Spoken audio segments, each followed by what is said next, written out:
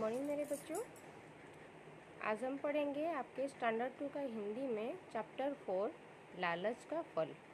ठीक है बच्चों, ये एक कहानी है, एक चित्र कथा है आपका जो बुक पे।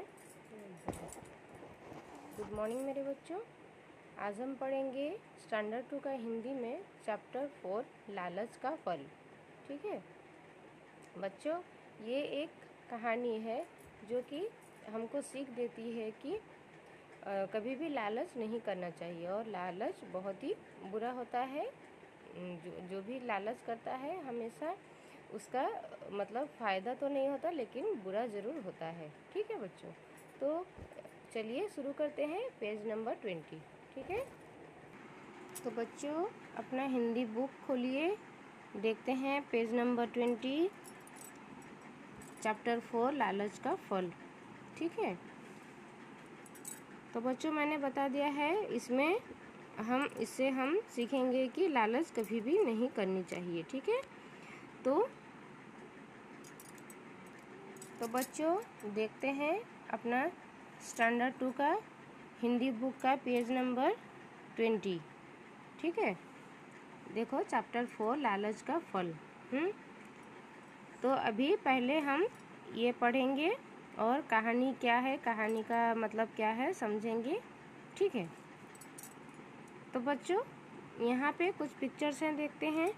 पिक्चर्स में एक औरत है, एक स्त्री है और उसके 2 बच्चे हैं। तो एक एक पिक्चर में उसका मीनिंग है और उसके बारे में लिखा हुआ है, हम उसको पढ़ सकते हैं और कहानी को समझ सकते हैं। ठीक है, तो बच्चों यहाँ पे देखेंगे, एक निर्धन स्त्री अपने 2 बच्चों के साथ एक झोपड़ी में रहती थी। एक निर्धन स्त्री, निर्धन मतलब गरीब, जिसके पास धन न हो। अपने 2 बच्चों के साथ एक झोपड़ी में रहती थी। गरीबी के कारण उन्हें कई बार भूखे ही रहना पड़ता था। वो बहुत ज़्यादा गरीब थे, इसलिए कभी कभी उनको भूखा रहना पड़ता था। तो एक दिन क्या हुआ,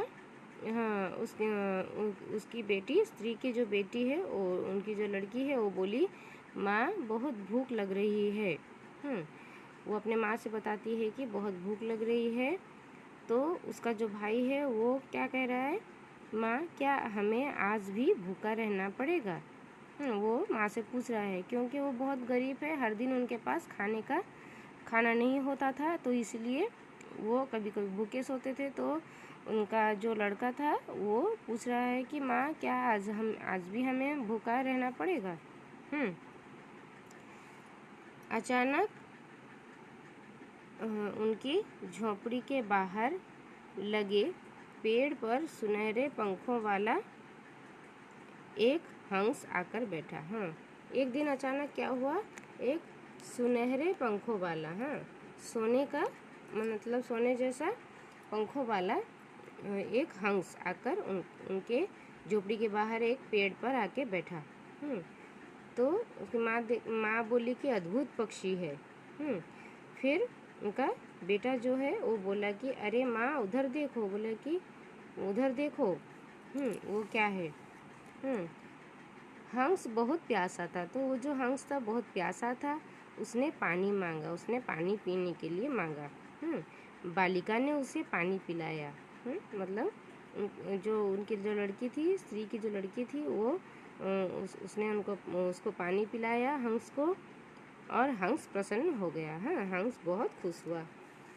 तो उसने क्या कहा, हम यहाँ देखते हैं, तुमने पानी पिलाकर मेरी जान बचाई है, ये पंख लो। तो देखो हम यहाँ पिक्चर में देख सकते हैं बच्चों, हंस कुछ कह रहा है बालिका से कि तुमने मुझे पानी पिलाकर मेरी जान बचाई है, ये पंख लो। उसने अपना एक पंख, सुनहरे पंख वाला जो था, वो सुनहरा एक पंख उसने बालिका को दिया। इसे बेचकर तुम्हें पर्याप्त धन मिलेगा। मतलब उसको काफ़ी धन मिलेगा। तो उसने कहा ये पंख लो और उसे बेचकर तुम धन प्राप्त करो। बहुत सारा धन मिलेगा। हंस प्रतिदिन झोपड़ी पर आता और निर्धन स्त्री को एक पंख दे जाता है। तो प्रतिदिन मतलब हर दिन, हर रोज आता कौन हंस आता था झोपड़ी पर और निर्धन स्त्री को, उस गरीब स्त्री को एक पंख देकर जाता था, ताकि वो लोग उसको बेचकर अपना भरण पोषण कर सकें। इससे स्त्री काफ़ी धनी हो गई थी। तो हर दिन आने से हंस के पंख बेचकर वो धीरे धीरे क्या हुआ ना, स्त्री जो है धनी होती चली गई। लेकिन एक दिन स्त्री के मन में लालच आ गया। जब उसके पास बहुत सारा धन हो गया तो धीरे धीरे क्या हुआ, उसके अंदर लालच आ गया। तो उसने क्या सोचा मन ही मन, यदि हंस ने आना बंद कर दिया तो क्या होगा। तो उसने क्या सोचा कि यदि अगर ये हंस आना बंद कर देगा तो फिर क्या होगा, और तो उसको पंख नहीं मिलेंगे जिससे कि वो बेचकर धन प्राप्त कर सकती है। तो उसने एक उपाय सोचा। उसने क्या किया देखते हैं। इस बार जब हंस अपना पंख देने आया तो स्त्री ने उसे पकड़ लिया। तो क्या हुआ ना, एक दिन जब हंस आया और उसने अपना पंख दे रहा था तो तभी स्त्री ने क्या किया, उस हंस को पकड़ लिया और उसके पंख तोड़ने लगी। और धीरे धीरे क्या हुआ, एक एक करके उसने उसका पंख तोड़ना शुरू किया। तो हंस वहाँ से उसे कष्ट हो रहा था तो फिर वो चिल्लाने लगा, आह नहीं नहीं, सारे नहीं, रुको। तो हंस उससे विनती कर रहा था कि नहीं नहीं, सब मत लो, सारे नहीं तोड़ो, मतलब सारे पंख नहीं तोड़ो, सब पंख नहीं तोड़ो, रुको। तो उसको वो रोकना चाहता है, लेकिन जो स्त्री है उसके अंदर लालच था, इसलिए वो रुकी नहीं और उसके सारे पंख उसने तोड़ डाले। देखते ही देखते स्त्री ने हंस के सारे सुनहरे पंख उखाड़ डाले। तो उसके बाद में उसने क्या किया, लालच में आकर स्त्री ने सारे पंख को उखाड़ दिए। हंस के सारे पंख उखाड़ डाले। फिर वो मन ही मन क्या बोली, आहा, अब हम कभी गरीब नहीं होंगे। तो उसने सोचा कि मैंने सारे पंख तो तोड़ लिए हैं, बस एक एक को बेचेंगे और धन प्राप्त करेंगे और वो कभी और गरीब नहीं होगी, ये उसने सोचा। पर ये क्या, सारे सुनहरे पंख सफ़ेद होकर इधर उधर उड़ने लगे। उसके बाद में उसने क्या देखा कि अचानक क्या हुआ, वो सुनहरे पंख जो थे सब सफ़ेद हो गए, सारे सफ़ेद हो गए और इधर उधर होकर उड़ने लगे। तो फिर वो बोली, ओह नहीं, ये पंख तो सफ़ेद हो गए, ये बदल कैसे गए, मैं बर्बाद हो गई। तो वो मन ही मन सोच रही है कि अरे ये पंख ऐसे सफ़ेद क्यों हो गए, बदल कैसे गए, वो तो सारे तो सुनहरे थे।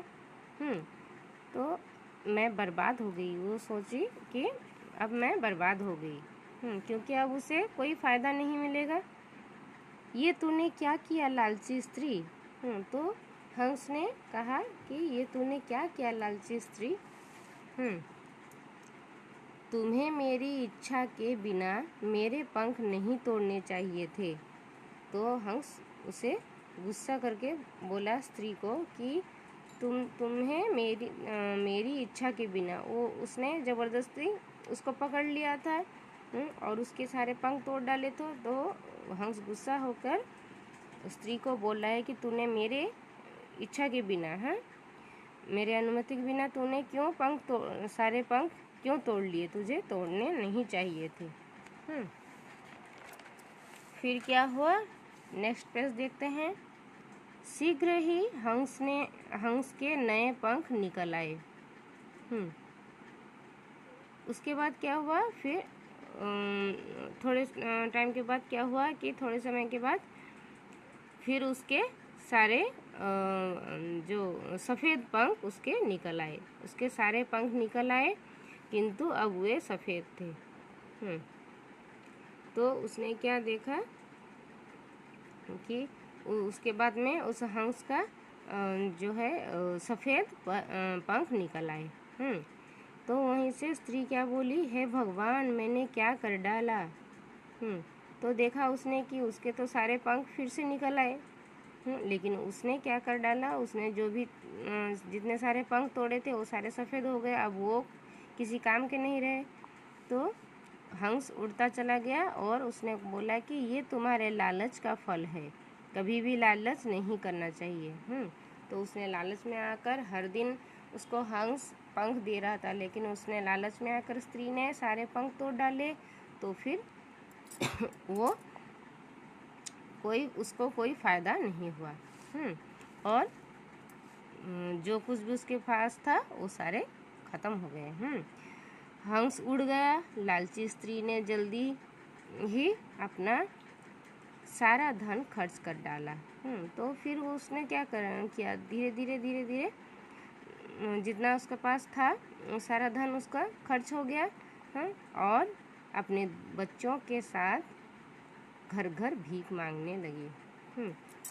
उसके बाद में क्या हुआ, फिर जब उसके पास जितना सारा धन था वो सारा ख़त्म हो गया, उसके बाद फिर उसको वैसे ही वो उसके पास वो गरीब हो गई। और फिर से वो गरीब होने के कारण फिर से वो घर घर भीख मांगने लगी।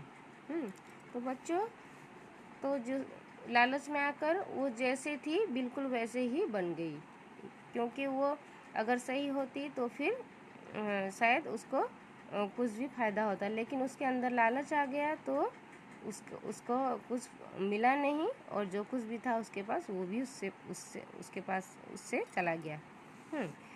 तो इसलिए बच्चों हम इस जो कहानी से हम यही सीखते हैं कि हमको लालच कभी भी नहीं करना चाहिए। ठीक है बच्चों। उसके बाद देखो इसका जो अभ्यास है, और इसका मैंने कठिन शब्द जो है उसका अर्थ लिख दिया है हार्ड कॉपी पर। और यहाँ पे है अभ्यास में मौखिक प्रश्न है, लिखित है, ये सारे मैंने यहाँ पे आपके हार्ड कॉपी में कर दिया है, आप उसको लिख लेना अपने कॉपी पर। ठीक है। और व्याकरण बोध में देखिए उल्टे अर्थ वाले शब्द, धनी, आना, नया, हंसना, बेचना, मारना, ऊपर, दिन, ये सारे मैंने आपको हार्ड कॉपी में करके भेज दिया है, तो आप उसको लिख लेंगे। ठीक है। और पाठ में ढूंढकर समान तुक वाले, ये तो आप पहले से ही मैंने दूसरे टॉपिक्स में भी आपने किया है, तो आप जानते ही होंगे। तो मैंने जो भी है क्वेश्चन सारे वो सारे कर दिए हैं हार्ड कॉपी पर, आप उसको लिख लेना और एग्ज़ाम्स के लिए प्रिपेयर रहना। ठीक है बच्चों। और उसके बाद में हम नेक्स्ट चैप्टर पढ़ेंगे, चैप्टर 5। ठीक है। तब तक के लिए बाय।